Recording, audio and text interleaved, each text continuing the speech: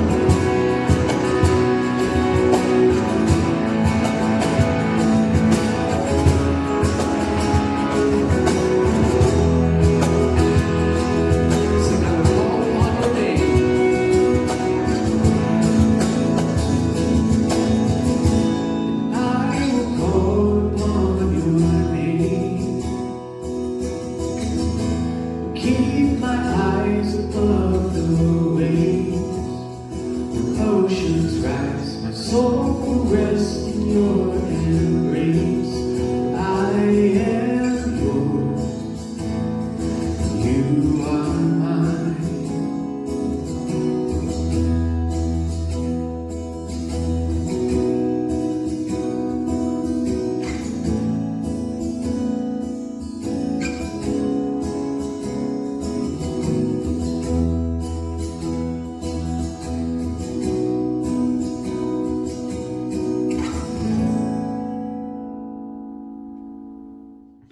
Hey everyone, what is up? It is Katie Ersta from the River here today to share a little bit of a message on provision. Recently, I've been doing a lot of writing and journaling, and I'm actually in the middle of writing something called the Back Pocket Prayer Journal for women like me who have struggled with this question of, am I Jesusing wrong? And one of the things that I focus on is the way that I pray, the system that I use, what works for me, and how I hear him. And in one of those steps, I talk about the importance of faith. And I think this aligns perfectly with provision. Early on, when I started to understand how God was moving in my life and the belief that he answers all prayers and he is only one prayer away, I often had the mentality of sort of a genie in a bottle almost. You know, I'll snap my fingers, I'll say a prayer, I'll give a hallelujah, and God will move and God will work. And what I found was God was never working in the way that I understood at the time. And so although I do know firmly that God is the great provider, the great I am, it is not on my terms. Even in the Lord's Prayer, we talk about thine will be done, your will, not mine. And so there's this move to sort of surrender our own agendas and a move to just shift what we believe we can gain for the ultimate glory, which is always going to be his. So I started to think, what are some ways that I can talk about provision? And I came up with three, right? Three things that really stood out to me about thinking about God and provision. And the first is God provides differently. You know, maybe your prayers are very black and white. You know, you want a resolution to something that you've been struggling with, or you want your health, or you want all of these things to sort of come to fruition, and then it doesn't right away. Except for the fact that maybe God is moving through those struggles. And although we would like to snap our fingers and see those things ended or see resolution come to the surface, that isn't how he works. Because he isn't the one who moves at the end. He's the one who moves through those difficulties and those struggles. So we know that anytime we talk about provision, we know that God is going to provide differently. He's going to do it on his terms. Number two, God provides more of himself. I think about times in my life where I was really walking through a season of struggle. And a lot of times I go back to cancer because I know that's really where that foundation of my faith started to grow, where I can actually look back and see there was before and then there was after. There was like before cancer and then there was the after cancer, but there was also the before kind of understanding God and his son and my life. And then there was the for sure after. And what I found is during that season of struggle, he started to show himself in a different way.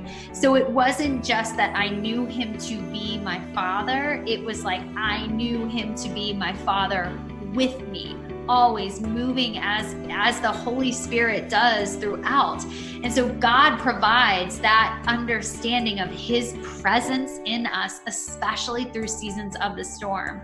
And the last one, of course, is what brings us here in faith, that brings us together in humanity. And the one that we need to remember above all right now is his provision of eternity. You see, God doesn't provide in the way that we think he will, but we can rest assured that he does provide. We are gifted eternity because of the sacrifice of his son. We are washed clean because of what he has provided for us.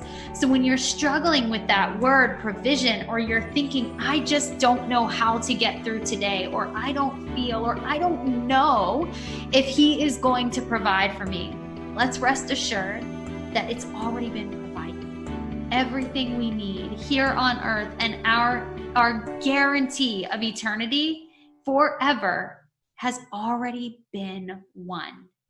You guys, thank you so much. Enjoy your Sunday message.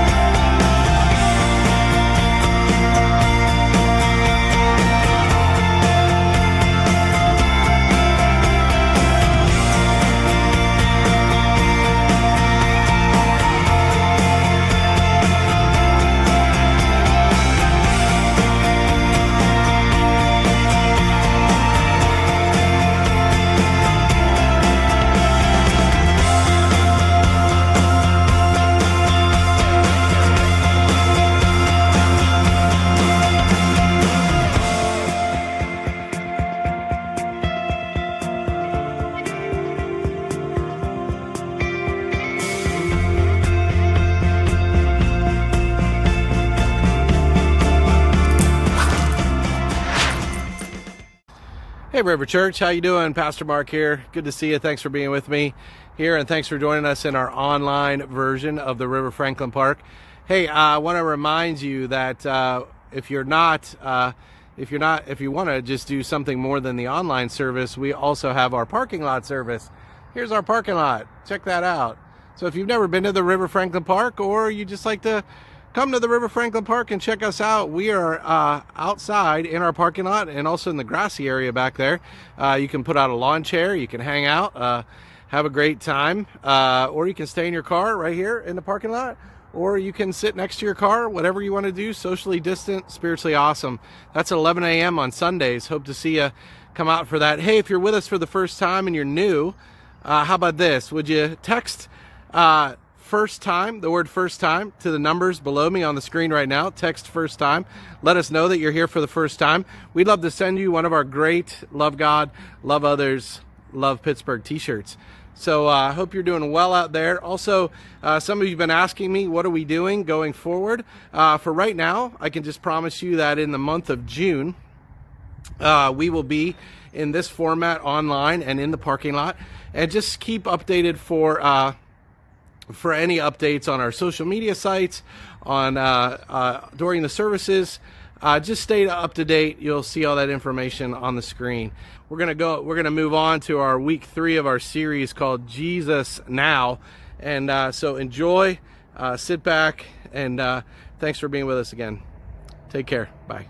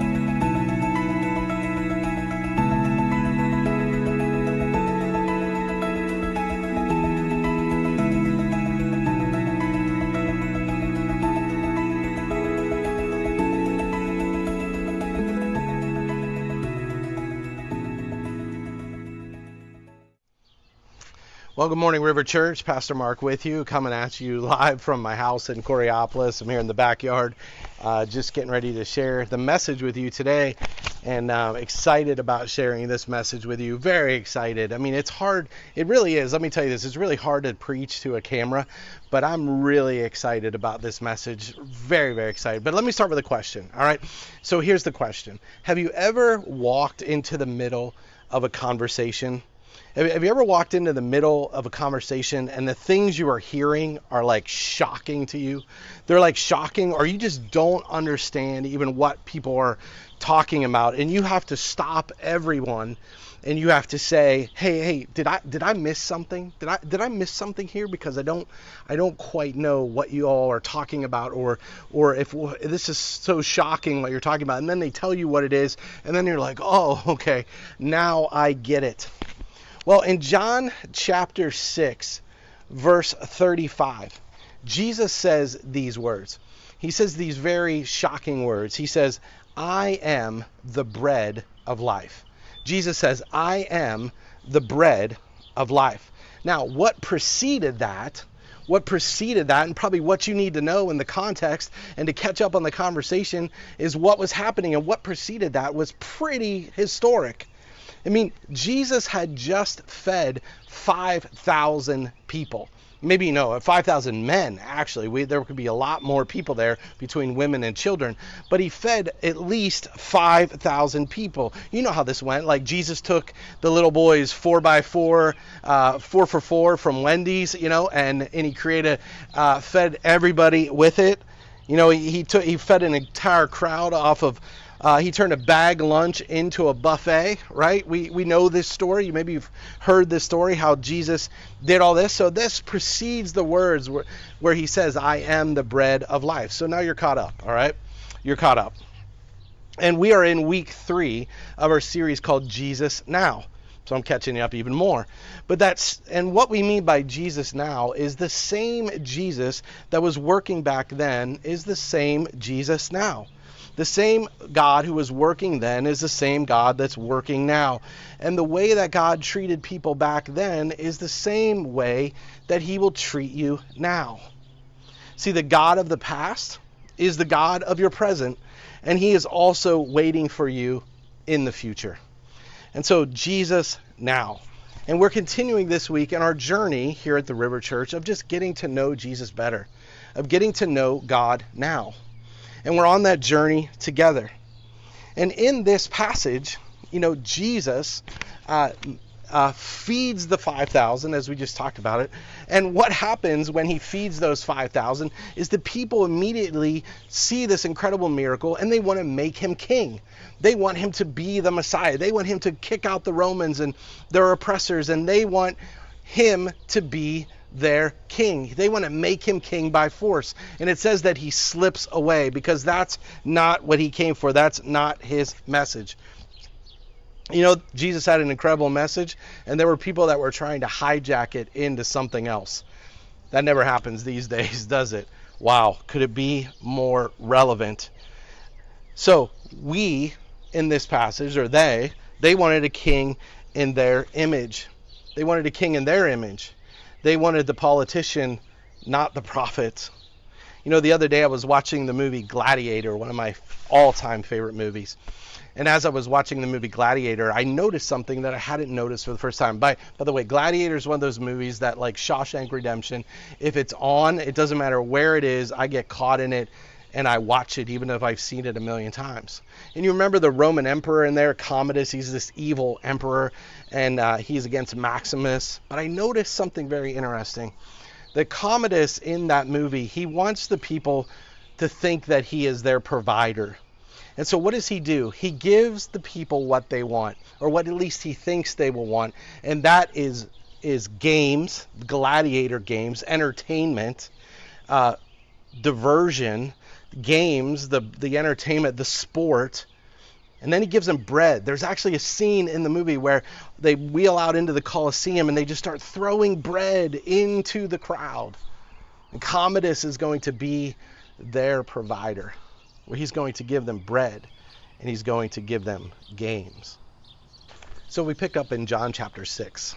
And it's really interesting in John chapter 6, because after they try to make Jesus king, he slips away and he goes off by himself. And the disciples leave, and this is where actually Jesus walks on water, and he walks out to them, and then he goes across on the boat, and then he comes to another place, and they find him. They're playing a little hide and seek with Jesus. And they find him in John chapter 6, and this is how it goes. It says, when they found him on the other side of the lake, they asked him, "Rabbi, when did you get here?" And Jesus answered, "Very truly I tell you, you are looking for me not because you saw the signs I performed, but because you ate the loaves and you had your fill. Do not work for food that spoils, but for food that endures to eternal life, which the Son of Man will give you. For on him God the Father has placed his seal of approval." And then they asked him, "What must we do to do the works God requires?" And Jesus answered, "The work of God is this, to believe in the one he has sent." And so Jesus tells them that, look, you looked for me because you wanted more bread. You just wanted your stomachs to be full. You wanted comfort. You wanted the easy life. You just wanted me to keep providing you with bread. And so maybe you're looking for me for the wrong reasons. Maybe in life you're looking for the wrong thing. You're looking for comfort and ease. And that's not why I came. Maybe they thought, Jesus, we heard you make great wine. Maybe Jesus made great bread too. I don't know, but I know he makes great wine, but maybe he made great bread too. But they wanted more of it. They wanted more. And Jesus says the work of God is to believe in the one who is sent by God. And see, what that means for you and me is that for you and me, that means to live our lives, to live a life of faith, trusting in the Son of God, not just to believe that he existed. That's not what belief is. In fact, so many people get stuck in belief that they never get to a life of faith. And so in John chapter 6, Jesus begins to unpack this for them, that they have to believe in him. And then he's going to go further, and he says these words to him. So they asked him, "Then what sign will you give that we may see it and believe you? What will you do? Our ancestors ate the manna in the wilderness, as it is written, he gave them bread from heaven to eat." And so they're talking about when God provided manna from heaven for them, bread from heaven, literally, as they escaped from Egypt and they were wandering in the wilderness, that God provided for them. And Jesus says this then. He says to them, "Very I truly tell you, it is not Moses who has given you the bread from heaven, but it is my Father who gives you the true bread from heaven. For the bread of God is the bread that comes down from heaven and gives life to the world." And so, "Sir," they said, "always give us this bread." See, the first thing I want us to get today is that we have always had one provider. Jesus is trying to teach us here that you and I have always had one provider. See, he corrects their falsehood. He says, Moses didn't provide bread from heaven for you. It was my Father who provided for you. And one of the deepest truths that you can come to realize in life is that you've always only had one provider, and that provider is God. The people of God forgot this often. In the book of Deuteronomy, right after they had come out of the land of Egypt, in Deuteronomy chapter 8, verse 3, God says this. He says, he humbled you, or Moses says this, he humbled you, causing you to hunger, and then feeding you with manna, which neither you nor your ancestors had known, to teach you that man does not live on bread alone, but on every word that comes from the mouth of the Lord. That God humbled you. He let you become hungry so that you would realize that God is your provider. See, there's an opportunity in our lives when we realize that God is our provider to live a life of gratitude back to God. I often tell people that everything I do in my life is just simply a thank you back to God for all that he has given to me. To live a life of gratitude because I know I've only had one provider, and it's not me. That God has been my provider all along. And I live out of gratitude because of what he has provided. Watch this short video that maybe spurs us on and helps us to live lives of gratitude.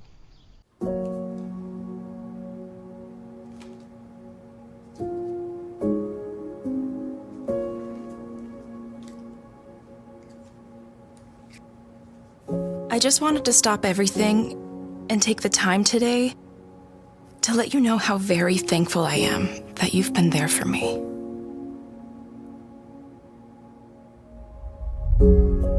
I want to say thanks for never giving up on me. Thank you for providing meals for us after Blake's surgery. Thanks for making sure I always had a ride to chemo. And thank you for helping me through this difficult season in my life, God. Thank you, God, for teaching me to be a strong single dad. Dear God, thank you so much for giving me this new job. I love it. Thanks for sending Jeff to take my shift last week so I could be with my family. For keeping me company on the first day of school. Thank you, God, for helping us get that bill paid. Thank you, God, for the clothes on my back. For giving me the courage to speak the truth. Thank you for forgiving me. For making my day better. For giving my life a melody. Thank you, God. Thank you, God. Thank you, God, For every single day.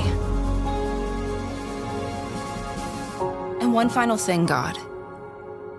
Thank you for always loving me, no matter what.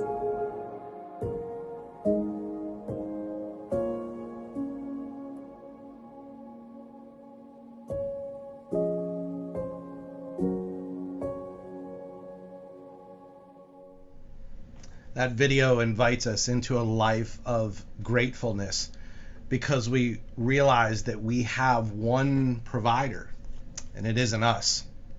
See, that's a life that has moved from the me. It's all about me. I've created my own destiny. I am in control of everything. I am my own provider. To move from the me to the received, where I realize that I have received everything from the hand of God. As the scripture says, every good, perfect, and pleasing gift comes from above. And so I moved from that life of me into received. I can think about a time when I was just 22 years old, fresh out of college.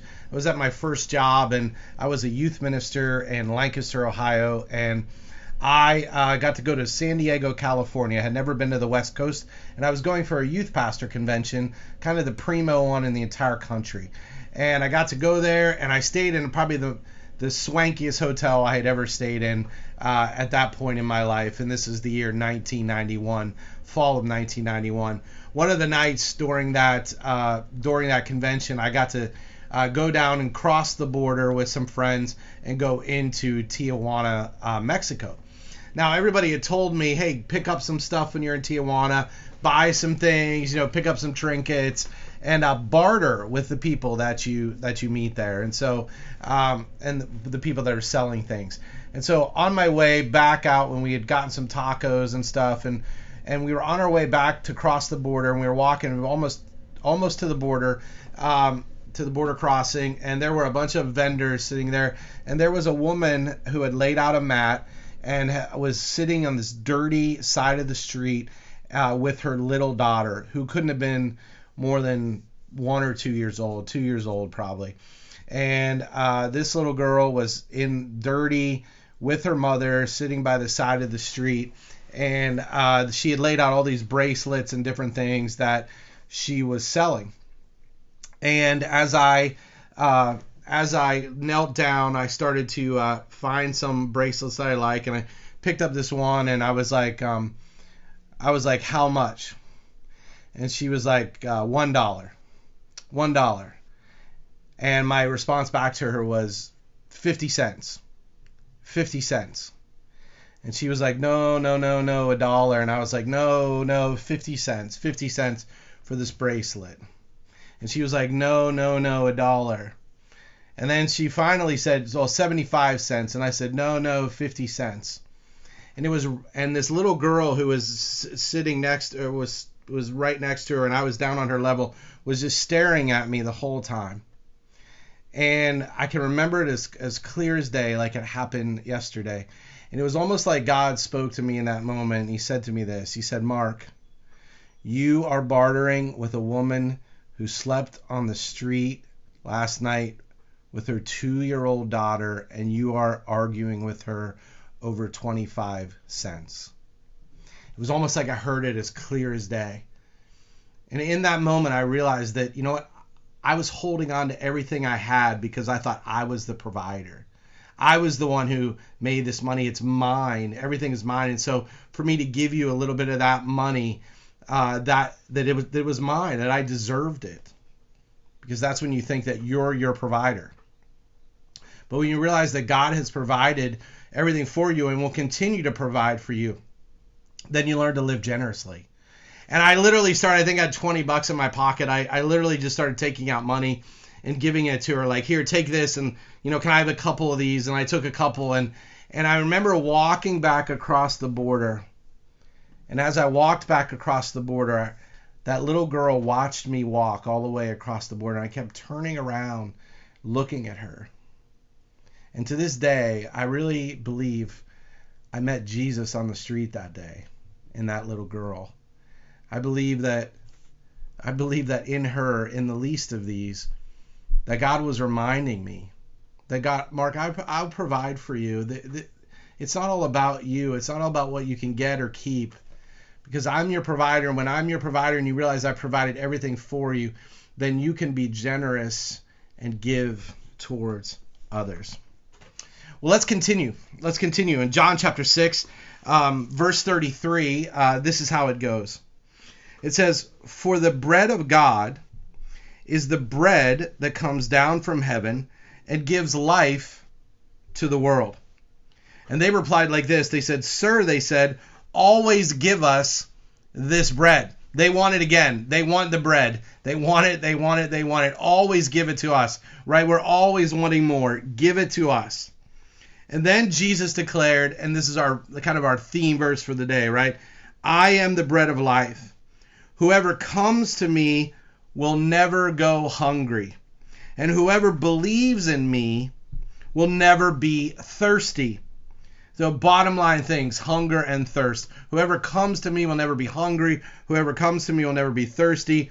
But as I told you, you have seen me, and still you do not believe. So notice that God teaches us in the very early portion of this. He says, I'm your provider. You've only ever had one provider. But now he's teaching them that you only have one provision. That there has been one provision given to you. And I am it. That I'm not just the provider, but I'm also the provision. And what I will give to you is myself. He says, I am the bread. I am the bread of life. I am not only the provider, but I am the actual provision. What do you get? You get, first and foremost, you get me, is what Jesus is saying.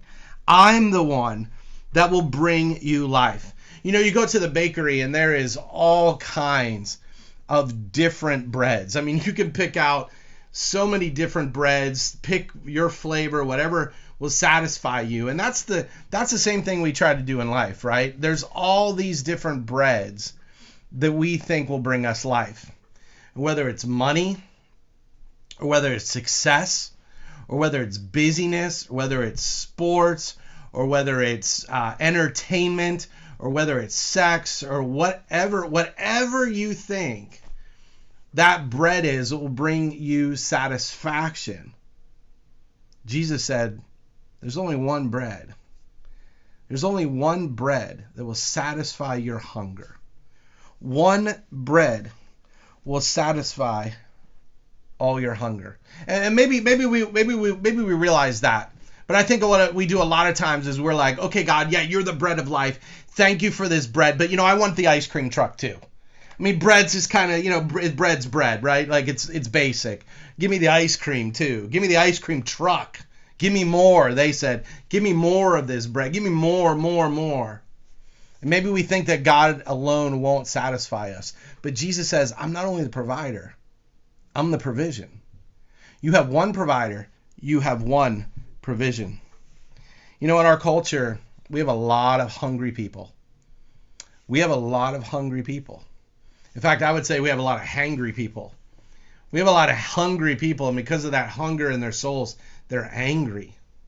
You know, you remember those Snickers commercials where it shows like a person who's getting hungry and they morph into somebody that they're not, you know, and they finally get a Snickers, and when they get the Snickers, they turn into a completely different person because they were hangry, but now they're satisfied. See, this is what Jesus says he does.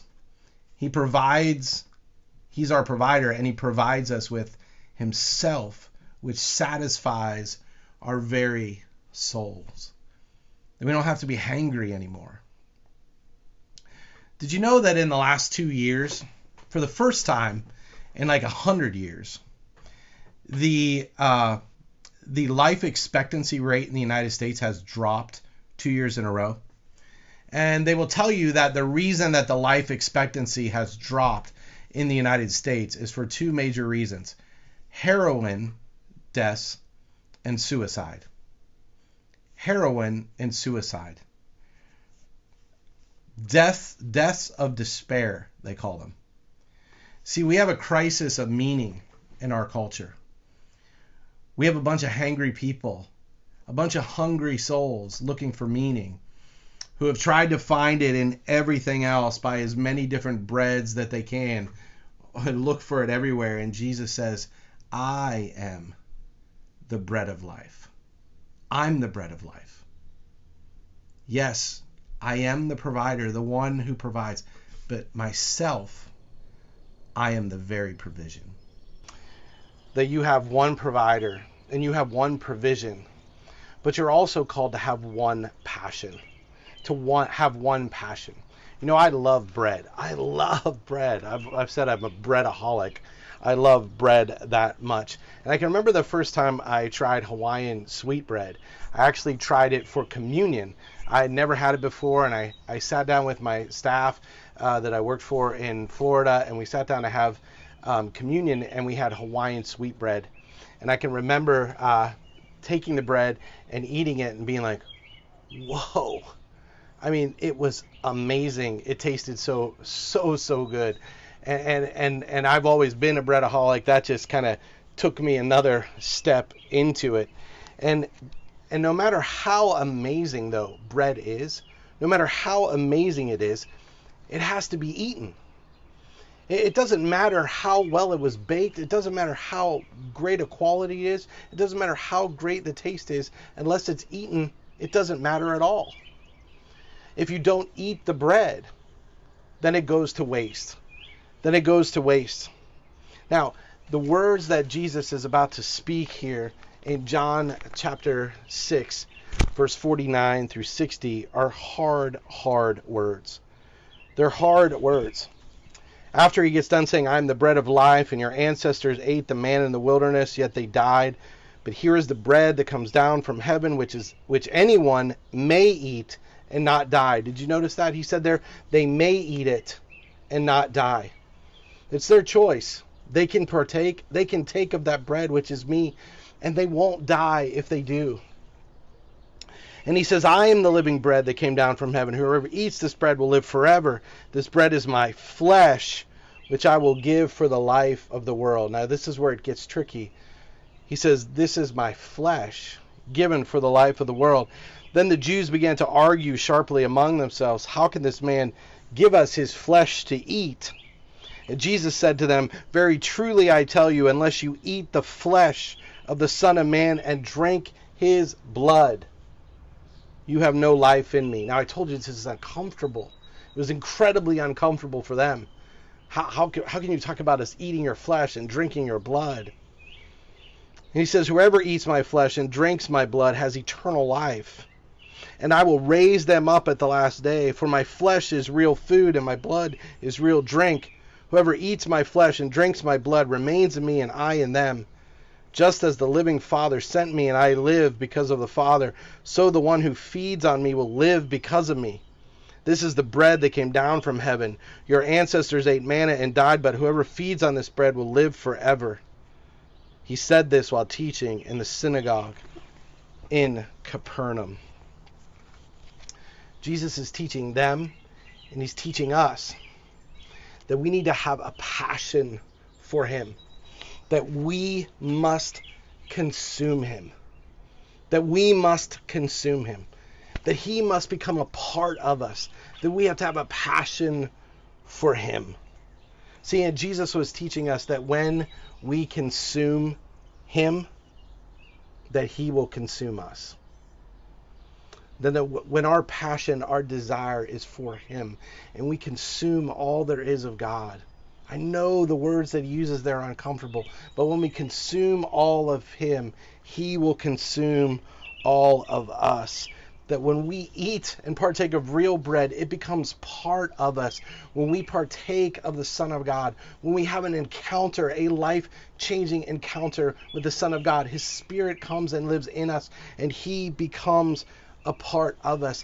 God is calling us not only to have a provider, not only for him to be our provision, but for him to be our passion. That we would have an encounter with the living God. He's calling us to have a living God. See, the Christian life is not based on just duty and obligation and confession, but a passionate encounter with the Son of God that is so intimate as drinking and eating, that we are passionate. I said I was passionate about bread. People are passionate about all kinds of things. Can you imagine having a passionate encounter with the living God? It cannot be kept on the outside. We cannot keep Jesus on the outside. We have to consume him and take him in to our lives. Notice what he says, you may eat and not die. This is up to you to choose to come and to eat, to take all that God has for you. You know, this is very difficult teaching for so many. They want to keep God at a distance. And when Jesus spoke these words, it was difficult for them. And the scripture says that many people turned and walked away and left him. And then Peter, it's always Peter, right? Peter speaks up. And when Jesus asked the question after everybody almost has walked away, he says, do you want to leave too? And Peter speaks up and he says this. He says, where would we go? Where would we go? You have the words of eternal life. You are the true bread that will satisfy. You have the words of eternal life. I'm sticking with you. You are the provider. You are the provision, and you are my passion. So my prayer for you, that you would make Jesus your passion, that you would know that he is your provider and that he is your provision. He is truly all you need, and he will meet you wherever you are. Can you pray with me? Lord Jesus, thank you for being our provider. Thank you for being the provision. Lord, help us to have a passion for you, to consume you into our life so that we would be consumed by you. We pray all of this in Jesus' name. Amen.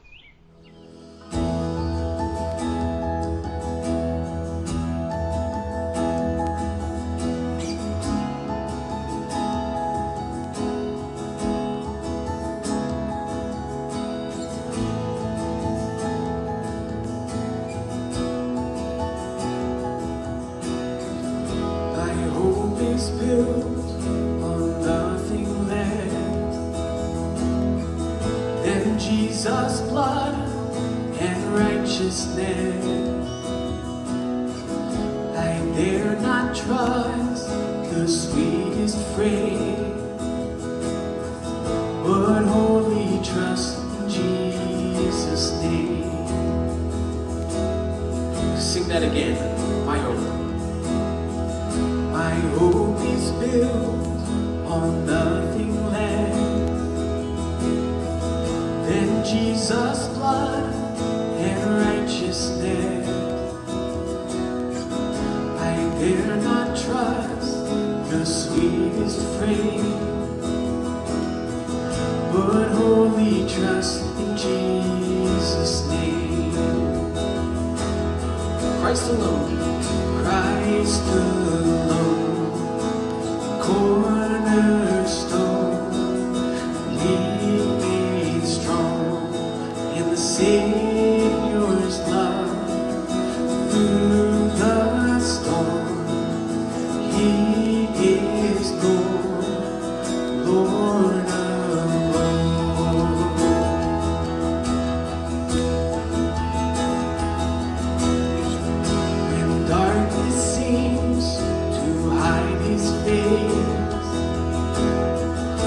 I rest on His unchanging grace.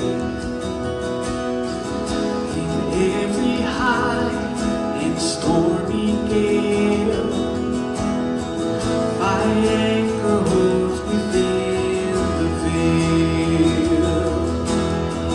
My anchor holds within the veil. Christ alone. Christ alone.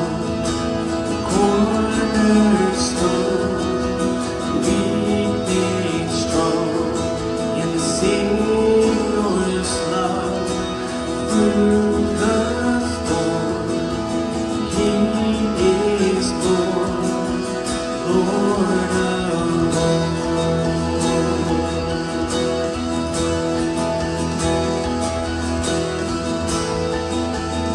Sing again, Christ alone. Christ alone. Cornerstone, weak made strong in the Savior's love. Through the storm, He is Lord, Lord alone.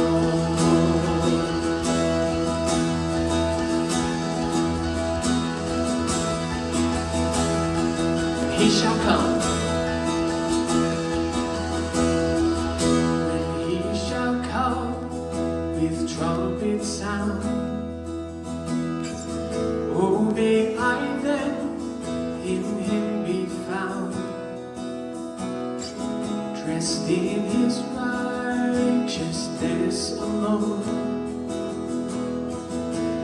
faultless stand before His throne.